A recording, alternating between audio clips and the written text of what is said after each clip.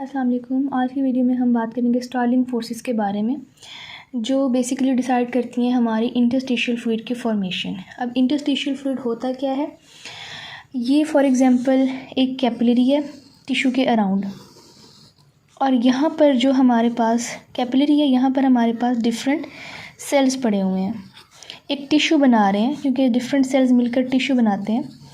अब ये जो सेल्स हैं, इनके दरमियान जो स्पेस है, इसको हम कहते हैं इंटर सेलुलर स्पेस या एक्स्ट्रा सेलुलर स्पेस। ठीक है, सेल्स के दरमियान की स्पेस है या सेल के बाहर की जो जगह है, उसे हम क्या कहते हैं, उसको हम कहते हैं इंटरस्टिशियल स्पेस। अब इस इंटरस्टिशियल स्पेस के अंदर जो फ्लूइड प्रेजेंट होता है उसे हम कहते हैं इंटरस्टिशियल फ्लूइड। अब सवाल ये पैदा होता है कि ये इंटरस्टिशियल फ्लूइड आता कहाँ से है। तो बेसिकली ये जो कैपिलरी है, यहाँ से जो फ्लूइड लीक होके यहाँ जो सेल्स के दरमियान वाली जगह है यहाँ पर आ जाता है, इसलिए हम इसे कहते हैं इंटरस्टिशियल फ्लूइड। इसकी कॉम्पोजिशन क्या होती है? इसकी कॉम्पोजिशन सेम होती है एज ऑफ द प्लाज्मा। जो हमारे ब्लड का प्लाज्मा है, जो उसकी कंसनट्रेशन है, सेम हमारे जो इंटरस्टिशियल फ्लूइड है उसकी कॉम्पोजिशन भी वही है।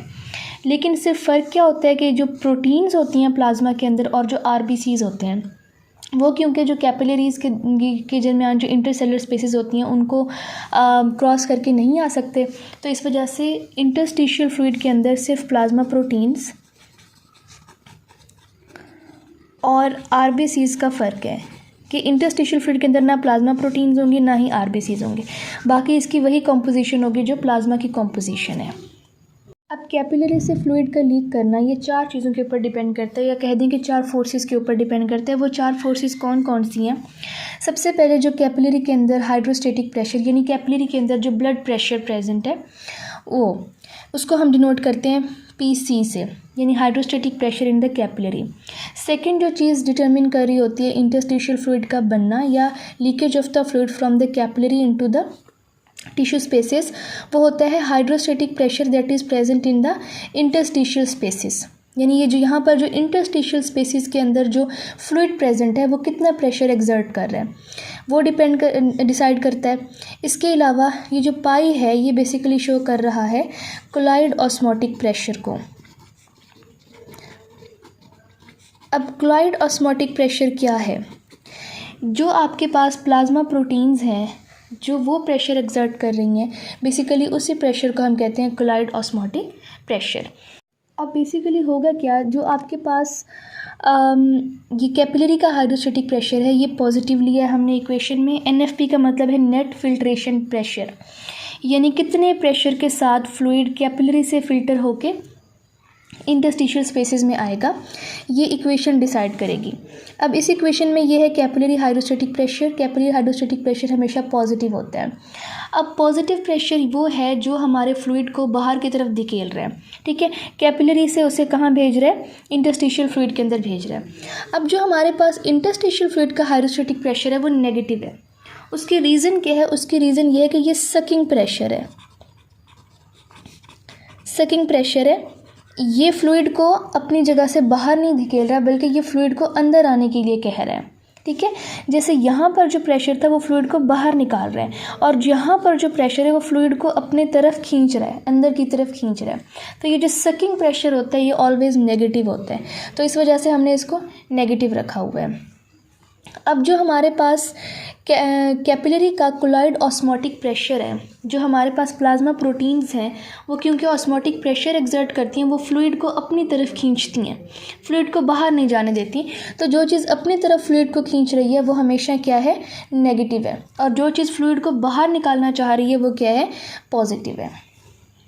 जो हमने इक्वेशन पढ़ी है उस इक्वेशन में हम वैल्यूज़ पुट करेंगे कैपिलरी हाइड्रोस्टेटिक प्रेशर की, इंटरस्टिशियल फ्लूइड के हाइड्रोस्टेटिक प्रेशर की, colloid osmotic pressure of the capillary की, और colloid osmotic pressure of the interstitial fluid की। और फिर हम देखेंगे कि क्या हमारे पास नेट फिल्ट्रेशन प्रेशर आता है। अब आप ये देखेंगे ये एक कैपिलरी है।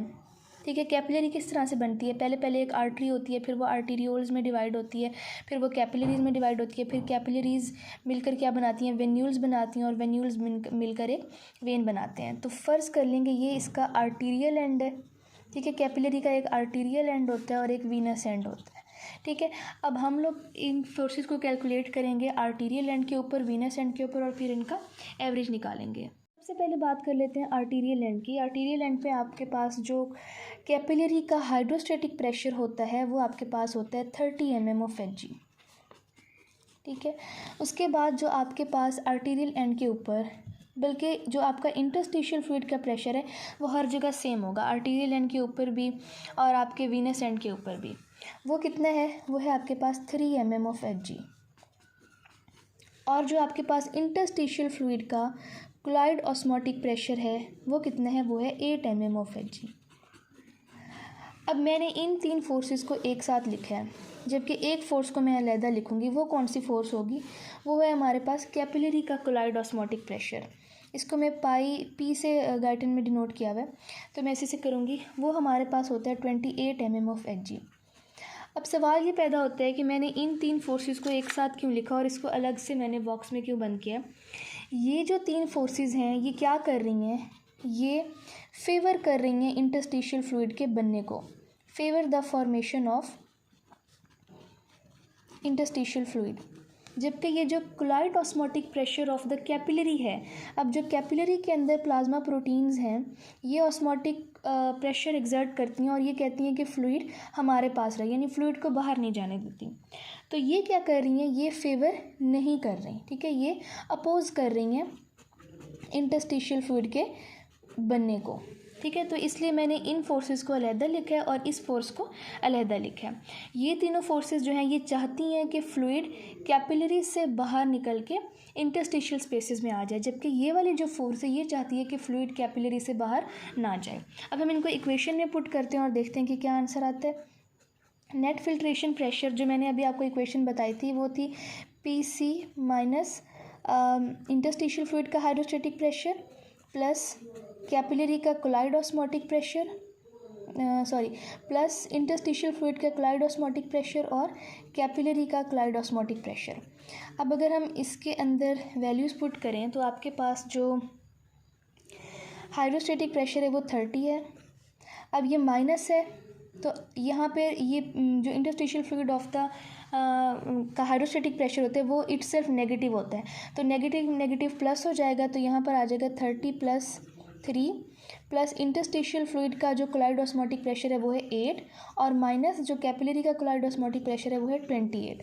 तो आपका आर्टीरियल एंड के ऊपर जो नेट फिल्ट्रेशन प्रेशर आता है वो कितना आता है? वो आता है 13 mm ऑफ Hg। तो यहाँ पर जो हमारे पास आर्टीरियल एंड के ऊपर कैपिलरी का जो नेट फिल्ट्रेशन प्रेशर आता है वो कितना है? 13 mm ऑफ Hg। अब इस बात का मतलब क्या है? इसका मतलब ये है कि जो फ्लूइड यहाँ से बाहर आ रहा है आर्टीरियल एंड के ऊपर, जो फ्लूइड कैपिलरी से इंटरस्टिशियल स्पेसेस में आ रहा है वो कितनी फोर्स से आएगा? वो 13 mm ऑफ Hg की फोर्स से बाहर आएगा। बात कर लेते हैं वीनस एंड की कि कैपिलरी के वीनस एंड के ऊपर क्या सूरत हाल है। अब जो हमारे पास कैपिलरी के वीनस एंड के ऊपर कैपिलरी हाइड्रोस्टैटिक प्रेशर है वो कम हो चुका है।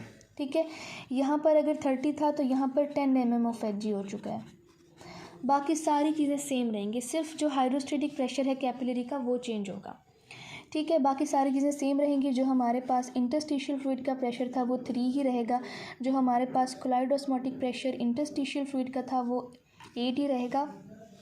इन सबको एक बॉक्स में बंद कर देंगे क्योंकि ये सारी सपोर्ट कर रही हैं इंटरस्टिशियल फ्लूइड के बनने को। और जो हमारे पास कैपिलरी का क्लोराइड ऑस्मोटिक प्रेशर है वो होगा 28 mm ऑफ Hg। अब अगर हम इनको टोटल करें तो हमारे पास नेट फिल्ट्रेशन प्रेशर कितना आता है? अगर मैं लिखूँ 10 + 3 + 8 और -28, तो जो हमारे पास नेट फिल्ट्रेशन प्रेशर बनता है वो कितना बनता है? 10 + 8 18 हो जाएगा, 21 हो जाएगा और ये 21 - 28 -7 mm ऑफ Hg हो जाएगा। अब इस बात को ज़रा समझने की ज़रूरत है। इस बात को हम किस तरह समझेंगे? जो हमारे पास नेट फिल्ट्रेशन प्रेशर आ रहा है वो नेगेटिव आ रहा है। अब मैंने आपको ये बताया कि जो नेगेटिव प्रेशर होता है वो फ्लूइड को बाहर नहीं निकलने देता, वो फ्लूइड को अपने पास रखता है। ठीक है, जिस स्पेस के अंदर नेगेटिव प्रेशर होगा वो फ्लूइड को अपनी तरफ खींचेगा। अब जो कैपिलरी का वीनस एंड है यहाँ पर है नेगेटिव नेट फिल्ट्रेशन प्रेशर, तो ये क्या करेगा? ये इंटरस्टिशियल फ्लूइड के जो है यहाँ पर उसको भी खींचेगा और अपने फ्लूइड को भी बाहर नहीं जाने देगा। तो यहाँ पर तो इंटरस्टिशियल फ्लूइड बनेगा ही नहीं वीनस एंड के ऊपर। ठीक है, यहाँ पर प्रेशर पॉजिटिव था। पॉजिटिव प्रेशर हमेशा क्या करता है? फ्लूइड को बाहर की तरफ भेजता है, और जो नेगेटिव प्रेशर होता है वो हमेशा सकिंग होता है, अपनी तरफ फ्लूइड को खींच लेता है। तो वीनस एंड के ऊपर सकिंग प्रेशर है जो कि फ्लूइड को बाहर नहीं जाने देगा, तो यहाँ पे तो इंटरस्टिशियल फ्लूइड बन ही नहीं रहा। अब हम एवरेज देखते हैं इसका। अब जो एवरेज हमारे पास कैपिलरी हाइड्रोस्टेटिक प्रेशर होता है वो होता है 17.3, और बाकी सारी चीज़ें वैसे ही रहेंगी। इंटरस्टिशियल फ्लूइड का 3 ही होता है, और ये हमारे पास 8 होता है, और जो हमारे पास colloid osmotic pressure of the capillary है वो कितना है हमारे पास 28। अगर हम इन फोर्सेस को ऐड करके नेट फिल्ट्रेशन प्रेशर निकालें तो हमारे पास कितना बनता है 28.3 माइनस 28, और यहाँ पर हमारे पास नेट फिल्ट्रेशन प्रेशर कितना बनता है 0.3 mm ऑफ Hg। तो एवरेज हमारे पास जो फ्लूइड बाहर आएगा कैपिलरी से इंटरस्टिशियल स्पेसिस में वो कितनी फोर्स के साथ आएगा 0.3 mm ऑफ Hg की फोर्स के साथ हमारे पास फ्लूइड बाहर आएगा। तो अब जब भी हमारे पास स्टार्लिंग फोर्सेस का क्वेश्चन आएगा उसको हमने इस तरह से कैलकुलेट करके अटैम्प्ट करना है। अब अक्सर सिनेरियो आ जाता है कि एडीमा का सिनेरियो आ जाता है। Oedema is basically the accumulation of fluid in the interstitial spaces, कि नॉर्मली थोड़ा सा फ्लूइड आ रहा है इंटरस्टिशियल स्पेसिस के अंदर, उसके बाद जो इंटरस्टिशियल स्पेसिस हैं वहाँ से लिम्फेटिक्स निकलती हैं और ये फ्लूइड को अपने अंदर सक कर लेती हैं, यानी यहाँ से ले जाती हैं और फिर वापस वीनस ब्लड में आकर इसको ड्रेन कर देती हैं। ठीक है, तो इस वजह से जो हमारे पास फ्लूइड है वो इंटरस्टिशियल स्पेसिस के अंदर एक्यूमुलेट नहीं होता। लेकिन कुछ कंडीशंस ऐसी हैं जिसमें फ्लूइड इंटरस्टिशियल स्पेसिस के अंदर एक्यूमुलेट हो जाता है, जिसकी वजह से एडीमा बेसिकली होता है जब आपकी इंटरस्टिशियल स्पेसिस के अंदर फ्लूइड एक्यूमुलेट हो जाता है, जिसको आपने आम ज़बानों में सुना होगा कि स्वेलिंग हो जाती है, हैंड्स की और फीट की स्वेलिंग हो जाती है, फेस की स्वेलिंग हो जाती है। ख़ास तौर पर अगर किडनी फेलियर का कोई पेशेंट है या लीवर फेलियर का कोई पेशेंट है तो उसमें इस तरह के प्रॉब्लम्स होते हैं। ठीक है, अब कौन कौन सी ऐसी डिजीज़ हैं जिसके अंदर एडीमा डेवलप हो जाता है, या कौन कौन सी ऐसी कॉजेज़ हैं जिनके अंदर एडीमा डेवलप हो जाता है, इसको इंशाल्लाह नेक्स्ट वीडियो के अंदर देखेंगे।